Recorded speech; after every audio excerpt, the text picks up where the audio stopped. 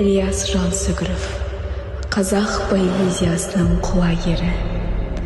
Құлагер оның эпикалық жырларының ең соңғысы, поэзиясының ең асқақ шыңы. Ілияс Жансүгіров «Құлагер» поэмасы.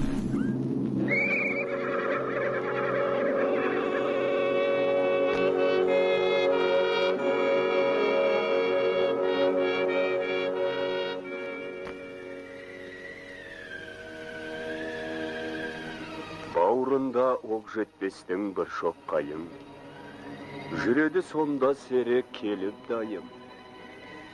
Ілеулі сол қайыңда тұрған қубас, қобыздай ызылдар жел соққан сайын.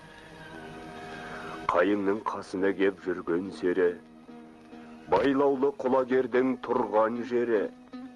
Сол жерде тәуіп қылып оқта текпе, кетпейді осы арадан. Сонан бері.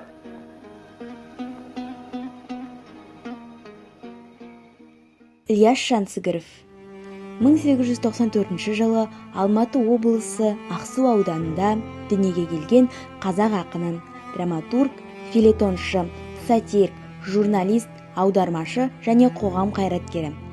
Қазақстан жазушылар одағының тұңғыш төрағасы.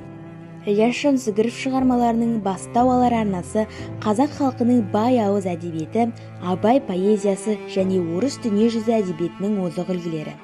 Оның шығармалары сан салалы, көп қырлы. Халықтың бай ауыз әдебиетінің мол мұрасынан сусында өскен Ілияс Жансүгіров қазақ әдебиетінде жарқын із қалдырған тума талант иесі. Өзінің қысқаша өмірбаянында оған шейін көрген, оқыған әдебиетімнің бәрін Абай кітабы жоққа шығарғандай болды. Ойым ояна бастады деп, Абай шығармашылығының қатты әсер еткені жайлы ойын бөліскен еді. Білімдеден шыққан сөз талаптыға болсын кез, нұрын сырын көруге көкірегінде болсын кез. Жарайсың, нарығыр.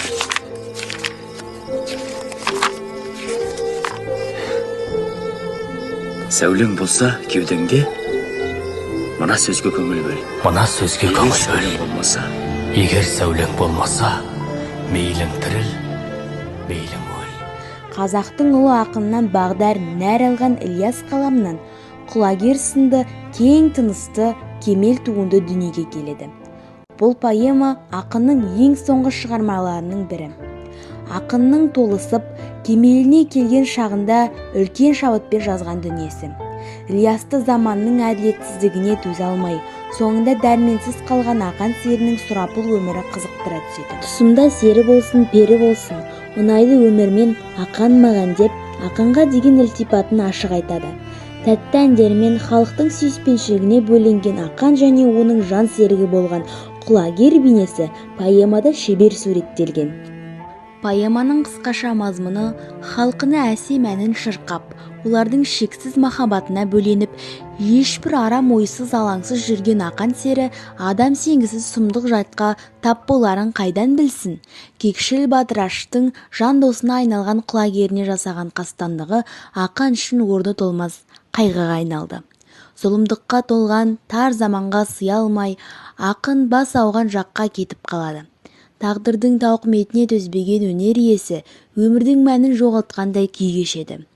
Осы бір поэма әлі күнге дейін шешімін таппаған әлеуметтік қоғамдық мәселелерді көтеріп, оқырманды сансыз сұрақтардың жетегінде қалдырды. Осындай шығарманың туындауына себепкер болған поэзия құлагері оң саусағынан өнер тамған шебер ақын Ілияс Жансүгіровті халық ешқашанда ұмытпақ емес.